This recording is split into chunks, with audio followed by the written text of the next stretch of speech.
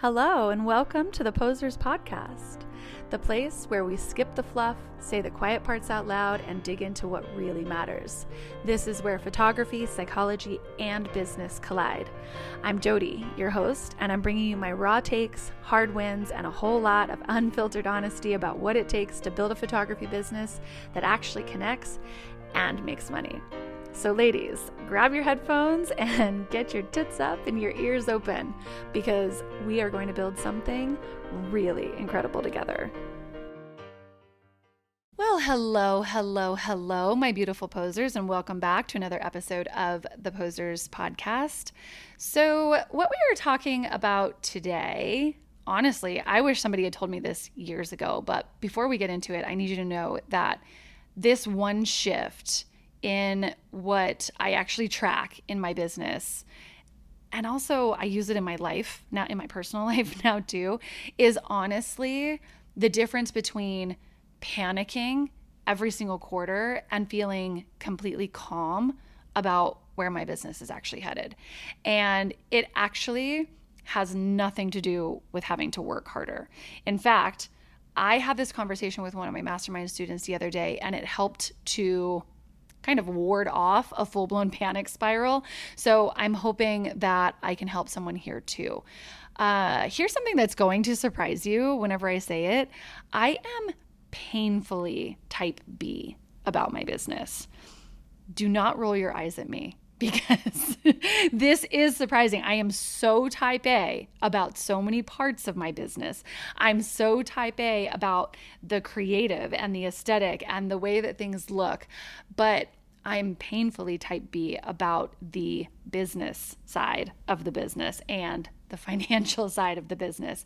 So I despise spreadsheets. I rarely track my profit and loss statements.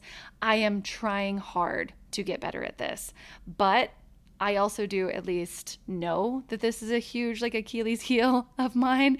So I do have a great bookkeeper and a financial team that keeps their eyes on things for me. But really, the only thing that I look at when I'm seeing how the business is running in regards to my revenue is the year-to-date tab in my Stripe account. If it's in the green, I'm like, you know what? We're good to go. I'm on track. If it's in the red, then I know I have to tighten my shit up a little bit, right? But this tells me very little about what the finances actually look like. But I also know myself really well. I know that I'm probably not ever going to sit down with spreadsheets the way that I should. So what do I do instead? I started tracking the things that I actually control instead. So I was listening to a podcast episode that I love a while back. It was a long time ago, so I can't even remember who it was or who said it. But there was something that was said, something that stuck with me so hard that my type B self could actually grab a hold of this, because it felt like something that I could kind of wrap my head around easier than a spreadsheet. So if you're like me and you hit every quarter only to see a number that surprises you, this might be the missing piece for you too. But also I think that it could really help anyone who feels like they're kind of white knuckling their way through all of it. So here's the idea. If you're trying to lose weight, you have two ways that you could basically track it, right? You can weigh yourself once a week and hope that the number moved, or you can keep track of something controllable every single day, like your calories or your grams of protein or your, the grams of sugar that you shouldn't be eating, or minutes in your gym or whatever, something trackable, something controllable. So think about what happens with the first approach. You eat however you eat for 7 days, knowing, obviously, and this is the method I use, not surprising, type B again. You eat however you eat for 7 days, knowing that you're trying to eat healthy, but you sneak in a brownie every once in a while. You go have brunch and you're like, oh my God, I love seeing my girlfriends. Brunch doesn't really count. You have a couple mimosas. Then Sunday morning you step on the scale and it either moved in the right direction or it didn't. And if it didn't, then you kind of know why, but you can't really, like, you got to think back to your week and you're like, was it this? Was it that? Like, was it the takeout on Tuesday, the wine on Friday, those mimosas I had? Is it water retention? My thing that I always say, I'm like, oh, well, I started my period. Of course I'm heavier. But you genuinely like cannot tell, right? Because you weren't tracking anything that would give you an answer. Now, I want you to compare that. I know that this is surprising, but like you can compare this same exact strategy inside of your business. Just like you could look back at if you were tracking during the week, you could see how much sugar you took in every day. Or you could see like, okay, how much protein am I eating every day? Or how many like minutes did I clock in the gym? It's controllable and easier, right? I'm not saying like that you're tracking every single calorie like the type A girlies would. But it is something that you can look at each day and know like, okay, am I on track? Am I not on track? You're not waiting the whole entire week or waiting the whole entire month to find out if you did a good job. Like me, you're not waiting until you try to put on a pair of jeans in your closet and you can't button them anymore because you've been wearing leggings for a whole month straight, right? But you already know if you're keeping track of something controllable, then you already know what you've like been doing and you can keep up with it a little bit easier. Now, this translates surprisingly straight over to your business too, because that correlation is the same. If you get to the end of a quarter and then you look at your revenue and it's down 30% from where you expected it to be and you panic, that's just like the scale method at the end of the week or at the end of your month because you have no idea why, especially whenever you're doing it only once a quarter, right? Like you can't look back over the quarter and think, was it my content? Is it my messaging? Is it my pricing? Is it just a really slow season? Is it that the economy is bad? You genuinely can't tell because revenue is just like the number on the scale. It's just the outcome. It's the number at the very end of a very long chain of a ton of different behaviors. And by the time you're looking at it, it's already too late to fix whatever was actually causing it. So here's what tracking behavior can look like instead. You can know how many DMs did you send this week as part of your DM outreach strategy? How many reels did you actually publish toward your lead magnets and toward your funnels? How many new lead magnets did you create this month? How many collaborations did you do? These are all the things that you can control completely each day with zero dependency on the economy or the algorithm or luck or Hail Marys or anything. They are trackable behaviors.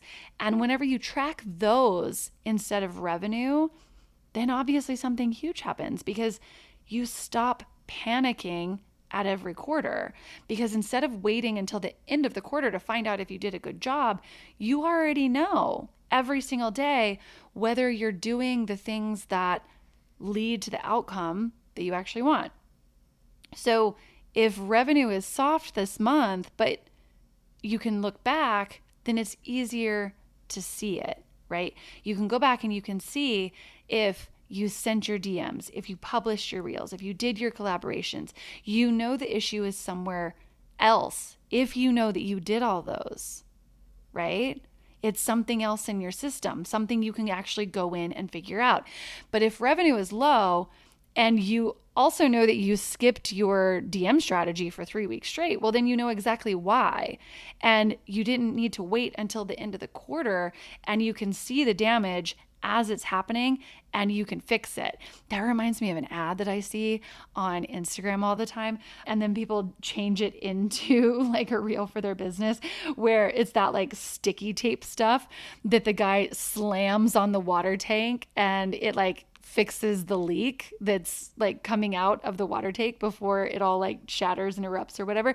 That's the same idea, is that you can see where your leak is and you can slap that tape on it and be like, whoop, nope, let me get that back into shape right now. It's not just that behavior tracking is more useful or that it's calmer. It's that it's entirely in your hands. You either sent the DMs or you didn't. You either published the reels or you didn't. You either did your email marketing or you didn't, right? When you're anchored to something that you feel is like fully controllable, then you stop white knuckling your way through every single week, waiting to see if I don't know, if the business gods are just going to bless you with a good month. They're just going to bless you with some bookings. You start actually trusting that consistency because you can see it daily. Like it's black and white instead of guessing at it every time that you finally decide to look at your books. Okay. So shorter episode for today, but here's your homework. Stop waiting for the quarterly number to tell you how you're doing. Pick 3 or 4 behaviors that will actually move your business.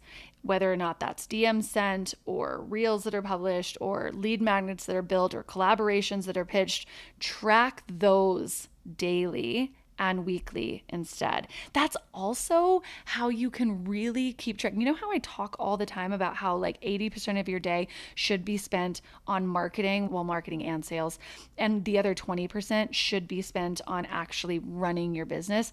This is how you can track it, right?